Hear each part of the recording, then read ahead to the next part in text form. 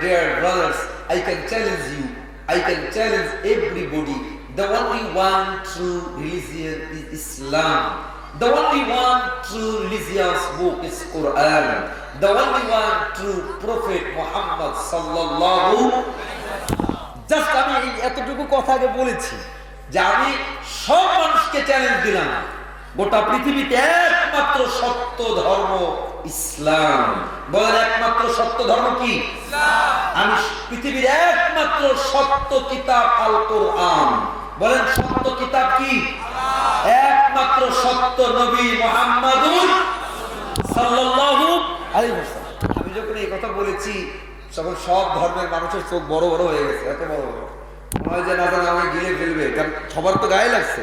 কারণ আমি জাস্ট কয়েকটা উদাহরণ শুধু দিয়েছি বলে I can prove it, I have so much evidence. আমি তো শুধু বলছি তা নয়, আমার কাছে প্রমাণ আছে, আমি আপনাদেরকে দেখাতে পারবো কোরআনের থেকে সত্য কিতাব। আর আমি আজকে রসুল নিয়ে বলবো না, আপনাদের পাশেই মনে হয় আমার একটা প্রোগ্রাম আছে ডিসেম্বরের 1 তারিখে, কই জানো, মাইজবাড়ি, ওখানে আমি রসুল নিয়ে প্রমাণ করে দিব বিভিন্ন ধর্ম এবং জায়গা থেকে। যদি সুযোগ হয় দেখা হবে ইনশাআল্লাহ। কিন্তু আজকে কোরআন শুধু তো সাবজেক্টের বাইরে যেতে পারি না, কারণ আমি অনেকগুলো বিষয় দিয়ে দিব আপনাদেরকে। এই জন্য সাবজেক্টের ভিতর থেকে শুধু এতটুকু বুঝাই, কোরআন যে সত্য আমি এবার প্রমাণ করা শুরু করলাম। আমি সব ধর্মের মানুষকে বললাম, give me one copy of তাওরাত, give me one copy of ইনজিল। ভাইরা, গোটা বিশ্বে প্রায় বর্তমানে 300-400 কোটি খ্রিস্টান আছে। কয়শো কোটি? 400 কোটি।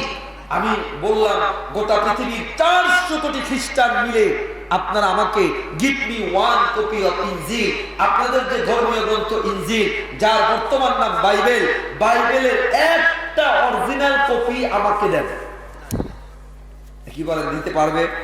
অবাক হয়ে যাবে, কোত্থেকে দিবে তারা? আরে ভাই, তাওরাত বলেন, জাবুর বলেন, ইনজিল বলেন, কিতাব তো দূরের কথা, এই কিতাবগুলো নাজিল হয়েছে যে ভাষায়, এবারানি, সুরিয়ানি, তেবারানি, পৃথিবীতে ভাষাই তো নাই। কিন্তু বলুন তো কোরআন নাজিল হয়েছে কোন ভাষায়? জোরে বলেন, ইন্না আনজালনা কুরআনান আরাবিয়্যা। আল্লাহ বলেন আরবি ভাষায় কোরআন নাজিল করলাম।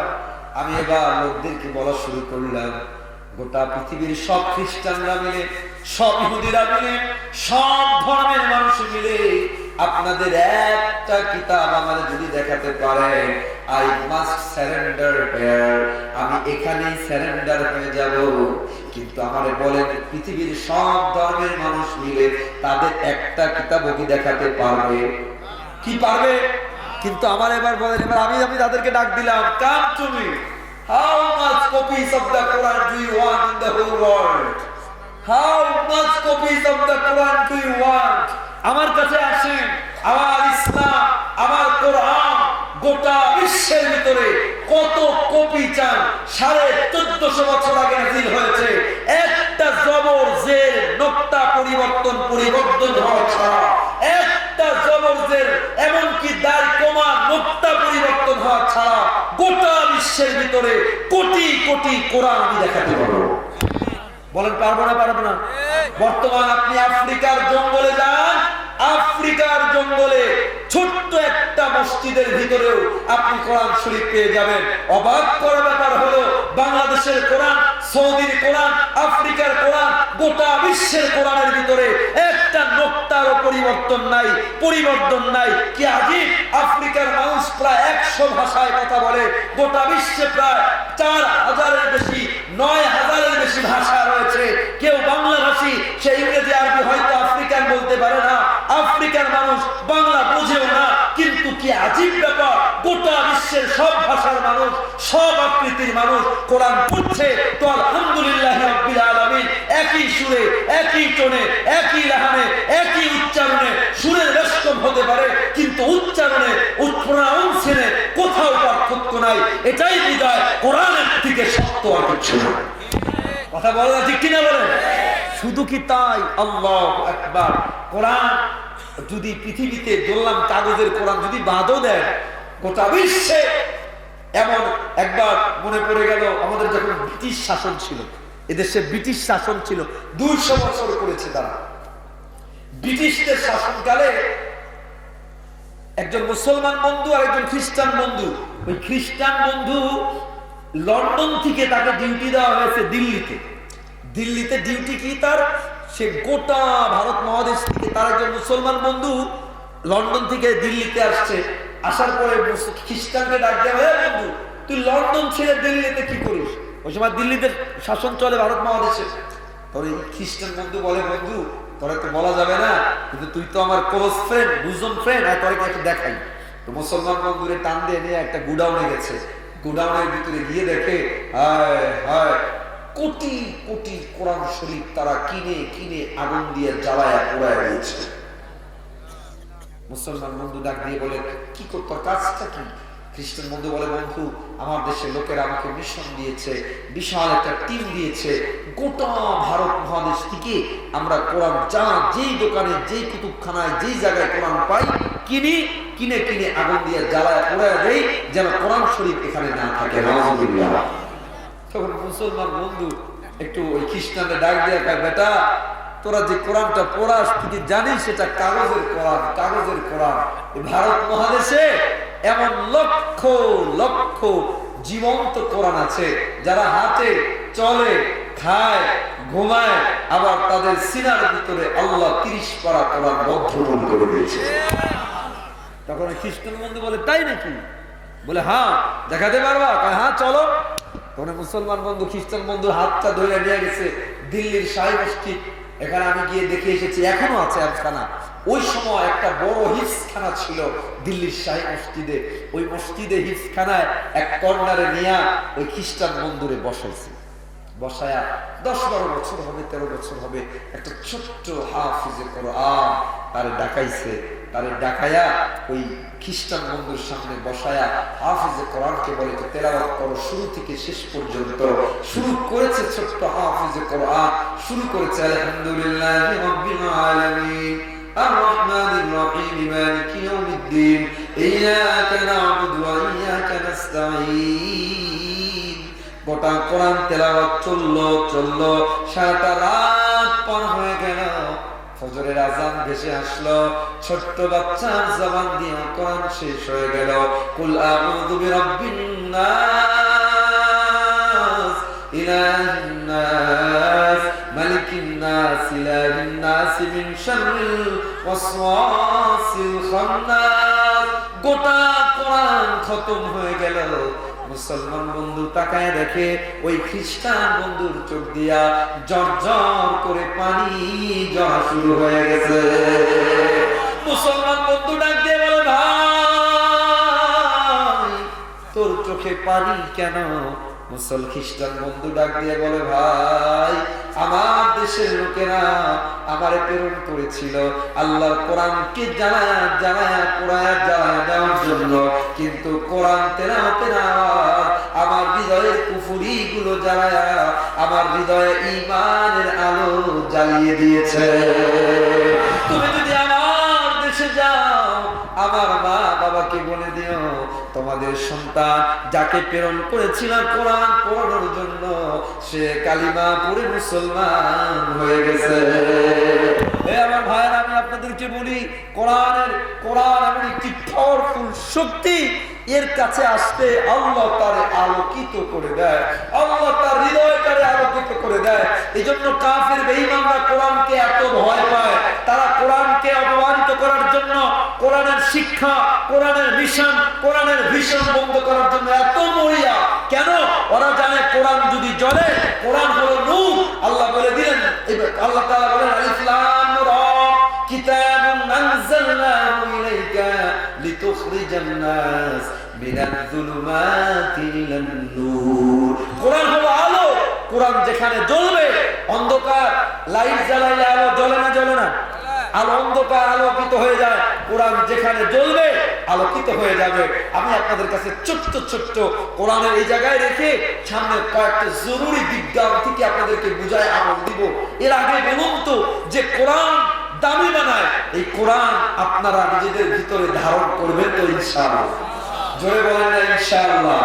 আজকে কোরআনে মাঝে মাঝে আমি ওয়াদা নিয়ে নিয়ে সামনে আগাবো, চমৎকার বিজ্ঞান থেকে ধরে ধরে আপনাদের কিছু আমলের কথা আসবো। কোরআনের এতটুকু কথা থেকে বোঝা গেল কোরআন নিশ্চিহ্ন হওয়ার নয়, কোরআনকে যারা ধরবে আল্লাহ তাদেরকে দামি বানায় দিবে। আমার কাছে কি কত দামি বানাবে জানেন? আল্লাহু আকবার, কত দামি বানাবে। কোরআন যদি মানেন, টাকা নাই আপনার, বাড়ি নাই, গাড়ি নাই, কোরআন দিয়ে জীবন চালান, তাহলে দুনিয়াতে একটু কষ্ট হলেও মরার সাথে সাথে আল্লাহ তাআলা আপনার জান্নাতের নিয়ামত দিয়ে দিবেন। এজন্য আমরা কিন্তু, আমার কাছে একটু দুঃখ আছে, কষ্ট আছে। সারা বাংলাদেশে মাহফিল করি, টেকনাফ থেকে তেতুলিয়া, অনেক দেশে, আমরা তো অনেক দেশে, যেহেতু আমি পড়াশোনা করেছি মালয়েশিয়াতে লম্বা সময়, অনেক দেশে যাওয়া হয় কোরআনের দাওয়াত নিয়ে। কষ্টের জায়গাটা আমার কোন জায়গায় জানেন? এই যে এতগুলো মানুষ প্রতি বছর ওয়াজ শোনেন, বড় বড় বক্তা আসে, আন্তর্জাতিক ইউটিউবের খ্যাত ভাইরাল কত বক্তার ওয়াজ আপনারা শোনেন, ইউটিউবে শোনেন, বাইরে শোনেন, মাহফিলে শোনেন। 20 বছর, কারো বয়স 50 বছর হয়ে গেছে, এখনো কোরআনটা একটু দেখে দেখে পড়তে পারেন না, এখনো যে সূরা ফাতিহাটা একটু শুদ্ধ করতে পারেন না, এখনো যে দোয়া কুচ্চা শিখলেন না, আল্লাহর কাছে কি জবাব দেওয়া লাগবে না?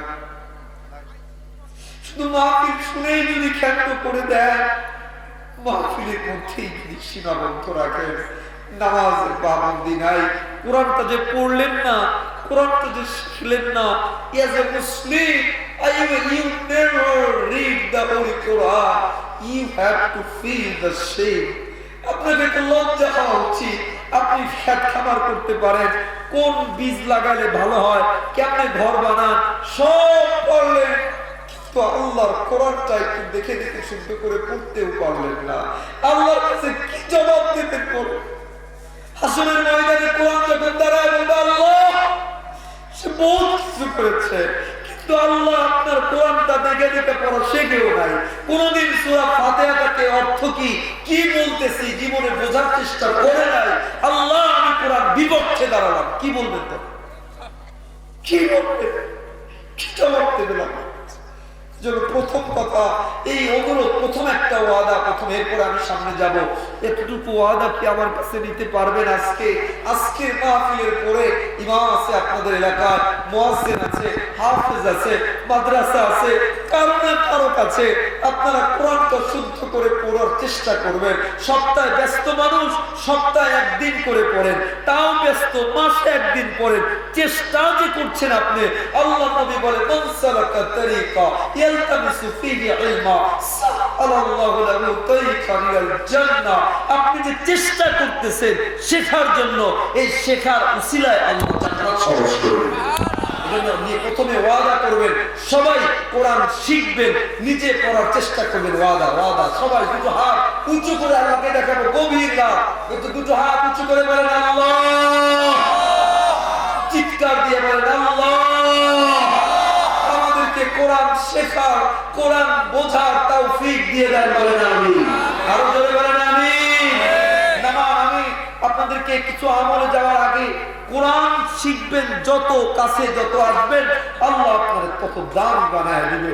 আপনাদেরকে বলি, আল্লাহু আকবার, ব্রিটিশরা যখন শাসন করেছে, ব্রিটিশরা দেশে যখন শাসন করেছে 200 বছর, একবার ব্রিটিশদের মধ্যে একটা গোপন বৈঠক, ওই গোপন বৈঠকে ওই সময়কার প্রধানমন্ত্রী গ্লেডস্টোন, লর্ড মেকল একটা বৈঠকে তারা বলছে, খ্রিস্টানদেরকে বলছে, খ্রিস্টানরা, তোমরা কি চাও গোটা বিশ্বে মুসলমানদেরকে লাঞ্ছিত করতে, পরাজিত করতে? তোমরা কি চাও মুসলমানদের নাম নিশানা মিটাইয়ে দিতে? তখন খ্রিস্টানরা বলে, হ্যাঁ চাই। বলে, কেমনে করবা? তখন গ্লেডস্টোন বলছে খ্রিস্টানদেরকে লক্ষ্য করে, শোনো, মুসলমান জাতির ইতিহাস ঘাটো, মুসলমানদের সাথে যুদ্ধ করে পারা যাবে না, মুসলমানদেরকে অস্ত্রের ভয় দেখিয়ে ইমাম থেকে সরানো যাবে না, মুসলমানদেরকে কোন ধরনের কোন বোমা হামলা মামলা করে ভয় দেখিয়ে সরানো যাবে না। এটা যে যায় না, এটা পৃথিবী, আমাদের ইমানের এত অধপতনের যুগেও, সাহাবায়ে কেরামের কথা তো বাদ দিলাম, সাহাবায়ে কেরামদের জামানা তো ছিল এমন, 313 জন দ্বারা তো অস্ত্র নাই, কিচ্ছু নাই, বদরের প্রান্তে দাঁড়িয়েছে 1000 সশস্ত্র বাহিনী পরাজিত হয়ে গেছে। ওই সময় তো 20,000 দাঁড়িয়েছে, 1 লক্ষ পরাজিত হয়েছে, 3000 দাঁড়িয়েছে, 50,000 পরাজিত হয়েছে। ও বর্তমান যুগে আফগানে যখন আপনার আমাদের আফগানিস্তানে আমেরিকা রাশিয়া বছরের পর বছর অস্ত্র চালিয়ে যুদ্ধ চালিয়ে মুসলমানদেরকে একেবারে পরাস্ত করতে পারে নাই, লেজ গুটিয়ে রাশিয়া আমেরিকা পালাতে বাধ্য হয়েছে এবং কালিমার পতাকা তারা উড্ডীন করে ছেড়েছে। ফিলিস্তিনের খবর দেখেন না, কি আছে ফিলিস্তিনের? কিচ্ছু নাই, বোমা মেরে বাড়িঘর উড়িয়ে দিচ্ছে। গাজায় বোমা মেরে বাড়িঘর বিধ্বস্ত করে দিয়েছে, কিন্তু তারপরে মা ছোট্ট সন্তানকে উঁচু করে ধরে বলে আমার তো বড় সন্তান নাই, ছোট্ট সন্তান আছে, বোমা আসবে তো সন্তান শহীদ হয়ে যাবে। ছোট্ট বাচ্চারা ময়দানে ঝাঁপিয়ে পড়ছে, গুলি বুকে পেতে নিচ্ছে আর বলছে আল্লাহর জন্য জীবন দিব তো জান্নাতে চলে যাবো। কি বোঝা যায়? মুসলমানদেরকে অস্ত্র বোমা মেরে কোনোদিনও পরাজিত করা যায়? জোরে বলেন যায়? ওই খ্রিস্টানরা বলছে মুসলমানদেরকে পরাজিত করবা কেমনে? বলে মুসলমানদেরকে পরাজিত করার উপায় একটা। কি উপায়? শোনো। ওই সময় বলতেছে তারা, এখন তারা সফল, তারা বলতেছে মুসলমানদেরকে যদি পরাজিত করতে হয় তাদের সাথে যুদ্ধ করে না, অস্ত্র দিয়ে না, বোমা মেরে না, হামলা করে না, উপায় একটা, মুসলমানদের সমাজ থেকে কোরআনকে সরায়া দাও, মুসলমানদের শিক্ষা থেকে কোরআন দূরে সরাও, মুসলমানদের রাজনীতি থেকে কোরআন দূরে সরাও, অর্থনীতি থেকে কোরআন দূরে সরাও, ঘরগুলো থেকে কোরআন দূরে সরাও। যুদ্ধ করা লাগবে না, মুসলমানরা খ্রিস্টানদের হাতের পুতুল হয়ে যাবে, খ্রিস্টানদের গোলাম হয়ে যাবে, তারা নিজেরা টেরও পাবে না। আজকে বলুন তো তারা সফল না ব্যর্থ? সফল। বলবেন কেমনে? আপনারা তো অনেক গ্রাম, মোটামুটি তো অনেক গ্রাম অঞ্চলের মধ্যেই পড়ে না, আমাদের অনেক গ্রাম তো মোটামুটি, কিন্তু এই গ্রামেও ঘরে ঘরে টিভি আছে না নাই? বলেন না কেন? আছে না নাই? হোস্টেলে চায়ের দোকান মনে হয় খুব কম পাওয়া যাবে যে চায়ের দোকানে গান সিনেমা প্রতিনিয়ত চলে না। আমি কি ভুল বললাম? আচ্ছা আমাকে এবার বলেন না, আপনারা আমরা যদি মুসলমান, আল্লাহর নবী বলেন যেই ঘরে লা তাদখুলুল মালাইকা বাইতান ফিহি কালবুন মুতাসাবির, যেই ঘরে ছবি থাকে, মূর্তি থাকে, যেই ঘরে প্রাণ থাকে, ওই ঘরে রহমতের ফেরেশতা ঢোকে না। আপনি আপনার ঘরের ভিতরে টিভি একটা দিয়ে গান বাদ্য বাজনা নাচ 24 ঘন্টা ঢুকায়া দিলে ওই ঘরে আল্লাহর রহমতের ফেরেশতা কেমনে চালান? আমরা তেলাওয়াত বুঝি না, কোরআন প্রত্যেক দিন আপনারা মুসলমান দুটো হাত ধরে বলি, আপনার ঘরে 24 ঘন্টার ভিতরে কয় পারা তেলাওয়াত হয়, কয় লাইন তেলাওয়াত হয়? প্রত্যেক দিনে কোরআন শরীফ খুলে আপনার স্ত্রী, আপনার ছেলে মেয়ে, আপনি কয়টা আয়াত তেলাওয়াত করেন? কোরআন পড়তে পারেন না, যা পারেন ডেইলি কয়টা করেন? আপনি মুসলমান, ঘরের ভিতরে নামাজ নাই, ঘরের ভিতরে তেলাওয়াত নাই, জিকির নাই, কিন্তু সিনেমা চলে, টিভি চলে, ইউটিউব। যুবকদের তো কথাই নেই, যুবকদের হাতে এক একটা ইউটিউব ফেসবুক আছে, মানে হাজার হাজার সিনেমা হলের সময়। আপনি মুসলমান, আপনার ভিতরে আল্লাহর কি আছে, জান্নাতের কি আছে, কিন্তু জাহান্নামের সব আসবাব আছে। আল্লাহর কাছে কি জবাব দেবেন বলেন? বলি আমি 2-3টা কথা, শুধু 2-3টা। কত বাজে? কষ্ট হচ্ছে না তো আপনাদের? আমি অনেক বেশি করবো না, 12টার আগে দোয়া হয়ে শেষ হয়ে যাবে ইনশাআল্লাহ। কিন্তু জরুরি কিছু আমল আপনাদের, এখন আমি লম্বা না করি, কয়েকটা জরুরি আমল আপনাদেরকে দেই। হে ভাইরা, জান্নাত চাই না? চাই না? জোরে বলেন, চাই না? চাই না? প্রথম কথা, মা বোনরা শুনছেন, আপনারা শুনছেন, জান্নাত যদি চান কোরআনের আগে কাছে আসেন, কোরআনের কাছে আসবেন, কোরআন আপনার সমস্যার সমাধান করে দিবে। কি সমস্যা আছেন আপনি? ভাই, যুবকেরা, তরুণেরা, মায়েরা, ভাইরা, কত সমস্যা আছে আপনি কি আমাকে বলেন? নবী ইউনূস আলাইহিস সালাতু ওয়াস সালাম তিনি নৌকায় সফরে রওনা করলেন। যে কোনো একটা লম্বা কথা যাব না, তিনি মাছের নদীর ভিতরে ঝাঁপ দিলেন, একটা মাছ, বিশাল আকারের মাছ এসে নবী ইউনূসকে গিলে খেলো। আচ্ছা আমাকে বলুন তো, এটা জানেন আপনারা? আচ্ছা আমাকে বলুন তো, একটা মাছের পেট, আরেকটি বর্ণনায় আসছে যে মাছের ভিতরে ঢুকছেন, আরেকটা বড় মাছ এসে ওই মাছটাকে গিলে ফেলছে। এটাও বাদ দিলাম, মাছ গিলে ফেলেছে। আচ্ছা বলুন তো, মাছের পেটের ভিতরে একটা মানুষ বাঁচার কোনো আশা আছে? মাছের পেটের ভিতরে ঢোকার পরে কোনো মানুষ বাঁচবে এই চিন্তা, এই আশা করা যায়? কিন্তু নবী ইউনূস মাছের পেটের ভিতরে ঢুকে তিনি কি হায় হুতাশ করে আল্লাহকে ডাক দেওয়া বন্ধ করে দিয়েছেন? হায় হায়, কি বলছেন তিনি?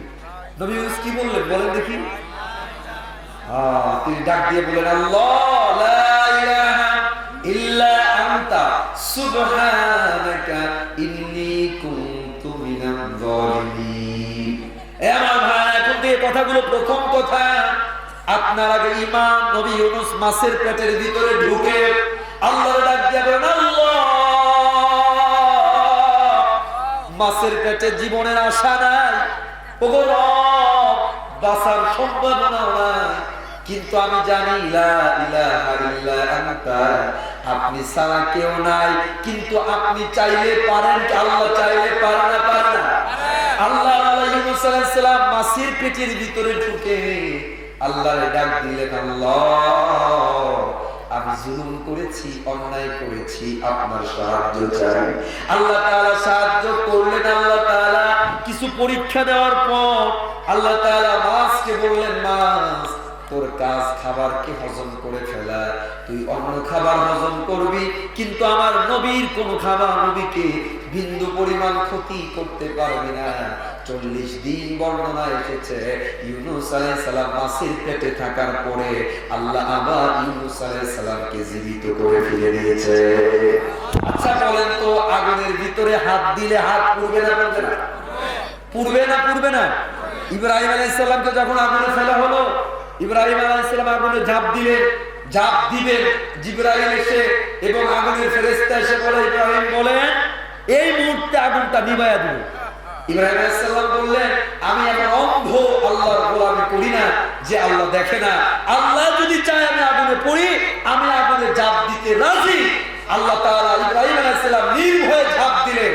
আগুনের ক্ষমতা, আগুনের কাজ পোড়ায়া দেওয়া, কিন্তু আগুনকে আল্লাহ যেই মাত্র ইব্রাহিম আল্লাহর উপর ভরসা করলেন, আল্লাহ আগুনকে ডাক দিলেন, ইয়া নারু কুনি বারদান ওয়া সালামান আলা ইব্রাহিম। ইব্রাহিম, ইব্রাহিমের জন্য আগুন, তোমার কাজ পোড়ানো, কিন্তু ইব্রাহিমকে একটা পশমও পোড়াইতে পারবে না। শুধু পোড়াবে না তা না, শান্ত হয়ে যাও। কেমন শান্ত? ইব্রাহিম আলাইহিস সালাম বলে, আমার গোটা জীবনে আগুনে যে 40 দিন ছিলাম, সবচেয়ে আরামদায়ক এই 40 দিন ছিল। আমি আপনাদেরকে শুধু এতটুকু বলি, এ ভাই, আইয়ুব আলাইহিস সালামের শরীর দিয়ে পসরা উঠেছে। উদাহরণগুলো মাথায় একটু ঢুকান, শুনিয়েন না। এখন থেকে বাকি মাত্র 20-25 মিনিট আমি কথা বলে দোয়া করব। এই কথাগুলো আপনি মাথায় একটু ঢুকায় নেন তো একটু। এই আইয়ুব আলাইহিস সালামের শরীর দিয়ে গোশত পড়ে পড়ে যাচ্ছে, জবানটা তার ভালো, গোটা মাথা থেকে পা পর্যন্ত পোকা। এক রিওয়ায়াতে আসছে 40 বছর তার শরীরের ভিতরে আক্রান্ত, রোগে আক্রান্ত। কয় বছর? 40 বছর। জিহ্বায় যখন পোকা ধরছে আইয়ুবের, তখন আল্লাহ তাআলার কাছে আইয়ুব আলাইহিস সালাম ডাক দেয়। আল্লাহ বলছে, ওয়া আইয়ুবা নাদা রাব্বাহু আন্নী মাসসানিয়াদ দুররু ওয়া আনতা আরহামুর রাহিমিন। আল্লাহকে ব্লেম করে নাই, আল্লাহরে বলে না, আল্লাহ আমার বাড়ি নাই, আল্লাহ আমার গাড়ি নাই, আল্লাহ এত রোগ কেন, আমাদের কি হয়? আমার ছেলেটা 10 বছর 9 বছর 10 বছর সুস্থ, হঠাৎ যদি একটু অসুস্থ হয়ে হসপিটালে ভর্তি হয়, অনেক মা বোনরা বলে ফেলে, আল্লাহ কি কারো চোখে দেখে না, খালি আমার এই চোখে দেখে। অনেক সময় আমাদের ভালো চলে 50 বছর, এই যে মনে করেন এখন একটু মন্দা অর্থনীতি, অনেকে 40টা বছর ভালো কাটিয়েছে, হঠাৎ আল্লাহ একটু অর্থনৈতিক মন্দা দিয়েছে, তখন টেনশনে যেই জায়গায় দোয়া করার কথা, ওই জায়গায় সিগারেট খাওয়ার মাত্রা আরো বাড়ায় দেয়। কথা বলে না? আছে না নাই? কিন্তু দেখেন আইয়ুব আলাইহিস সালাম আল্লাহকে ডাক দেয়, আল্লাহ আমার সব জায়গায় কসরা, দয়া করে জিহ্বাটা ভালো ছিল। আজকের কিতাবের ভিতরে আসছে আইয়ুব আলাইহিস সালাম 40 বছরের কসরা গানিয়া জিহ্বাটা দিয়া এক মুহূর্তের জন্য জিকির থেকে তিনি বঞ্চিত করে না।